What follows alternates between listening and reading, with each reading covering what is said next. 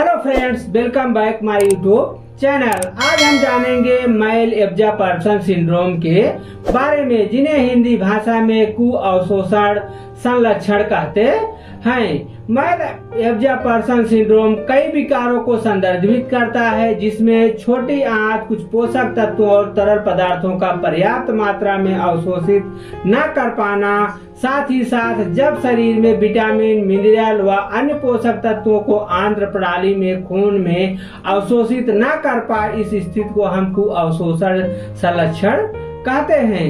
पहले जान लेते हैं अवशोषण और कुअवशोषण में अंतर, ताकि रोग समझने में आसानी होगी। अवशोषण का अर्थ है किसी चीज का सोख लेना। अलग अलग विषयों में इसके अलग अलग अर्थ निकलते हैं। जैसे मिट्टी पानी को सोख लेती है, पेड़ पौधे को सूर्य के प्रकाश से ऊर्जा अवशोषित करते हैं, यह अवशोषण की प्रक्रिया है। वहीं रसायन शास्त्र में अवशोषण का अर्थ है किसी गैस या द्रव का किसी अन्य द्रव या ठोस पदार्थ में लेना। लेकिन जीव विज्ञान में अवशोषण की वह प्रक्रिया है जिससे पदार्थ त्वचा द्वारा सोखे जाने से शरीर में प्रवेश करते हैं।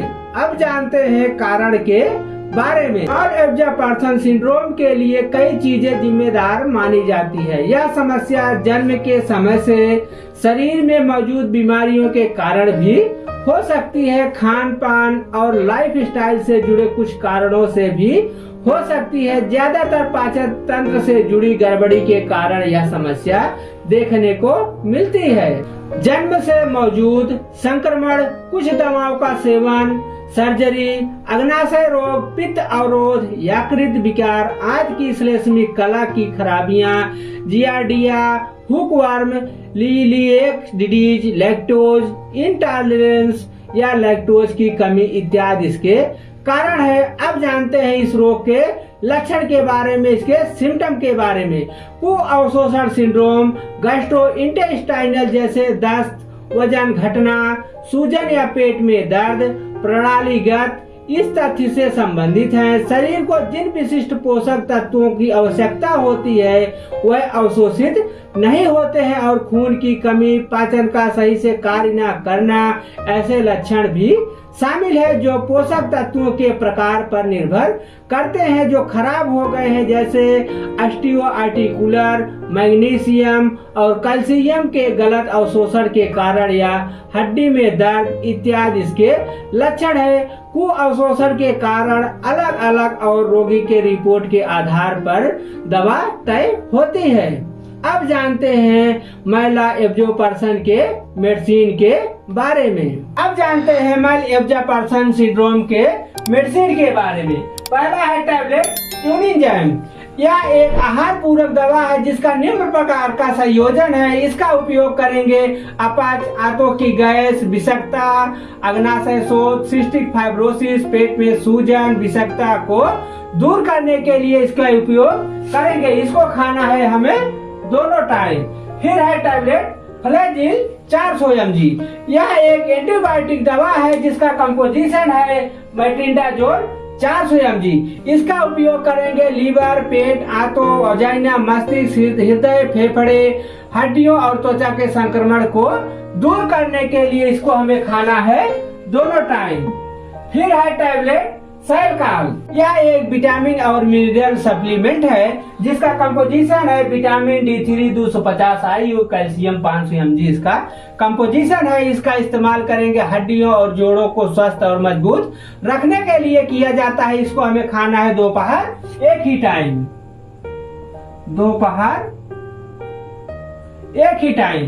फिर है टैबलेट वाइसोलोन। यह एक कार्टियोस्टेरॉइड ग्रुप की दवा है जिसका कंपोजिशन है प्रेडनिसोलोन 10 mg। यह दवा लालिमा और सूजन को कम करने का कार्य करती है। इसको लेंगे दोनों टाइम, सुबह और शाम। फिर है टैबलेट ली52।